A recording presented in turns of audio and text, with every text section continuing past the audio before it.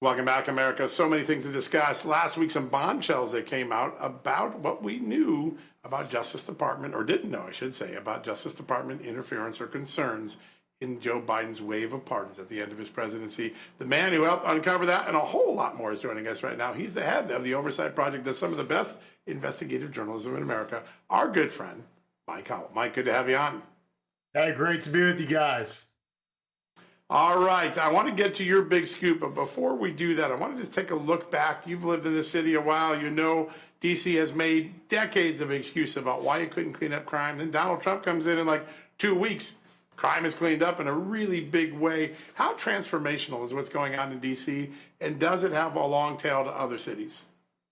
Well, I hope it is transformational. It's still very early. Under the Home Rule Right. Act, which is this is all about, it's a 50-year-old statute. So it is the exception to the rule where DC basically has local government. We're about 2 weeks into President Trump taking advantage of a 30-day window of that. And so he's going to run up against the clock and need either a congressional extension of it or some sort of emergency authorities to maintain it. But for it to be transformational, we need to see the staying power. And so what they've done should absolutely be commended.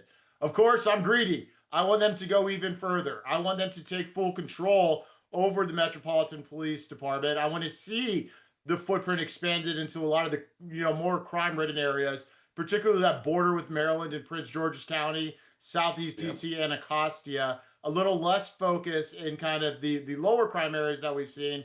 And ultimately, and here's the key, I want to see home rule challenged on a constitutional basis. Most legal scholars that have looked at this think it is an unconstitutional delegation since the Constitution speaks to exclusive federal control over Washington, D.C. And so I hope President Trump and his DOJ continues the pace and then challenges it so they can permanently take control of it and get it under control. Because right now is just a couple weeks of, we'll call it a truce, a partnership. I don't want a partnership. I want complete federal control and a complete cleanup. Yeah. Important. All right. Up against the argument of constitutionality, if President Trump takes this treatment to other blue cities, how is it going to look for mayors like Brandon Johnson in Chicago and Karen Bass in L.A., whose cities run rampant with crime? How is it going to look if they fight the president on constitutionality when a lot of people in their city who maybe are typical Democrat voters are really begging for the safety? Yeah, I think it's going to look like the last about decade of the Democrat Party on loop.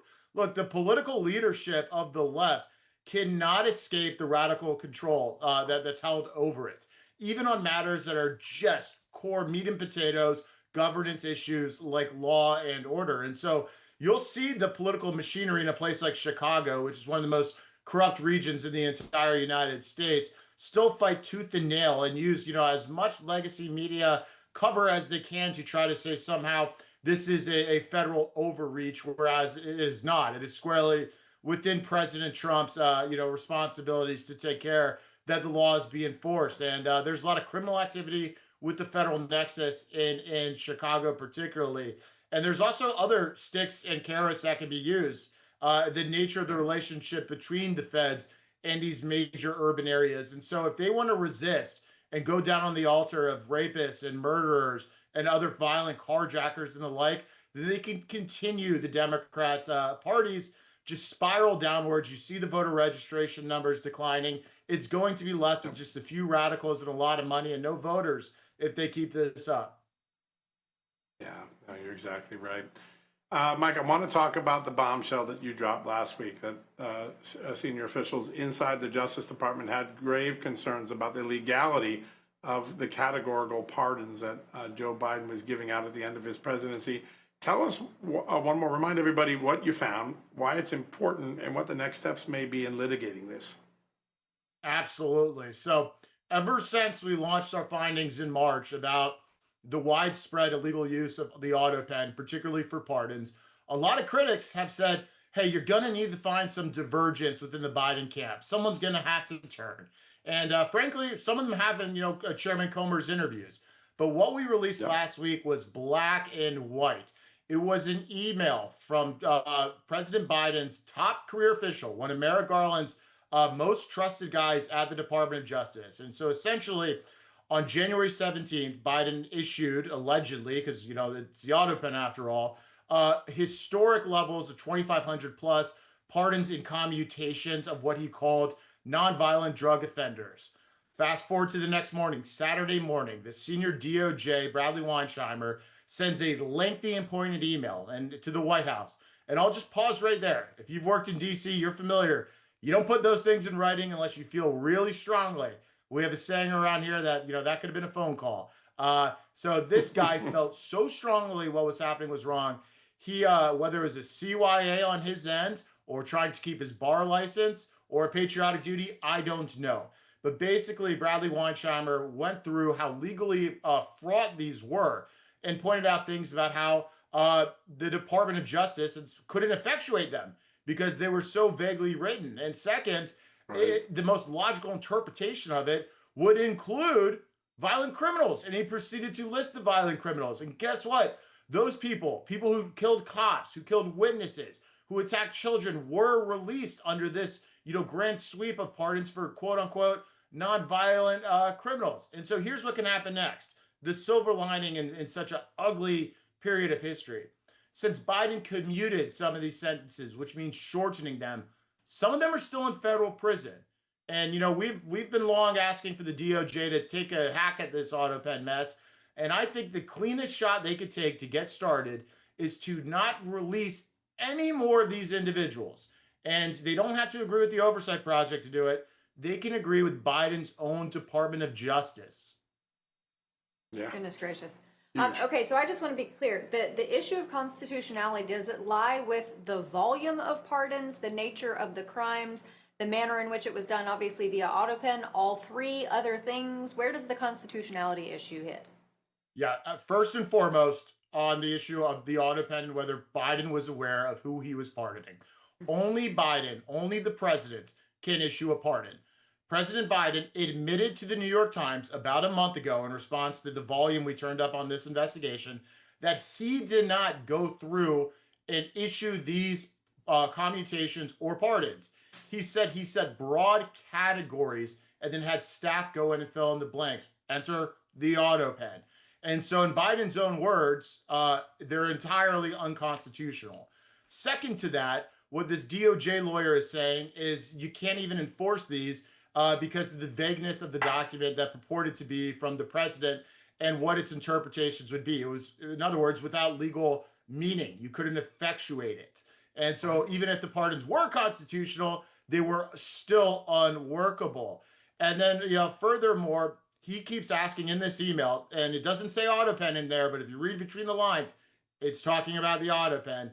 He says, we need to hear from the president about his intent on these things, because what is in that statement from the White House about nonviolent does not match the piece of paper you sent over. This is so out of control. We need to hear directly from the commander in chief. And so it's all about the auto pen. All right, you just highlighted two very important constitutional legal issues. One, the idea that Joe Biden now admits he didn't approve every single pardon. He did it in broad categories. And two, that the Constitution is pretty clear about the federal city being a federal city.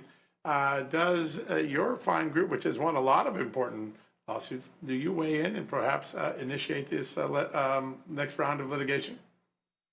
As it relates to Washington, D.C., we have asked the court there leave to get involved in the case. And wow. we have that. We have an option to weigh in, particularly because DOJ did not raise the constitutionality of home rule when they reached their settlement agreement with the MPD in Washington, D.C. We were disappointed in that. I don't know all the calculations that went into it, but a lot of people raised their eyebrows because even the federal judge overseeing the case looked to the Department of Justice and said, hey, do you guys have any constitutional objections here? And to everyone's surprise, DOJ said no. And so we can't let that stand. I mean, this is a constitutional issue. So the case is, for lack of a better term, stayed right now. But as we approach that, 30-day deadline and kind of the lack of cooperation we're already seeing from MPD, for instance, they're watering down a lot of the immigration enforcement stuff. I expect the litigation to go live again. And if and when it does, the Oversight Project will be there to assert the claims that we think should be central to this, and that's the constitutionality. As it relates to the auto pen, We're doing as much as we possibly can to put this stuff on a silver platter, but it's ultimately the Department of Justice who will have to litigate these, either by not releasing these folks from prison or by charging the likes of Adam Schiff and the January 6th committee for the funky pardons, which, by the way, a little flashback here, it is those same people who argued in the January 6th concept that when somebody receives a pardon, it is an admission of guilt. So they've already pled guilty. So it should be an easy case. Funky pardons. I like that. Good stuff all around. Mike, I love all the great work you do at the Oversight Project. It is a great public service. Can't wait to watch what's next. Thanks for joining us today, buddy. Thanks for having me. We love it. We love it. All right, folks, quick commercial break. More right after these messages.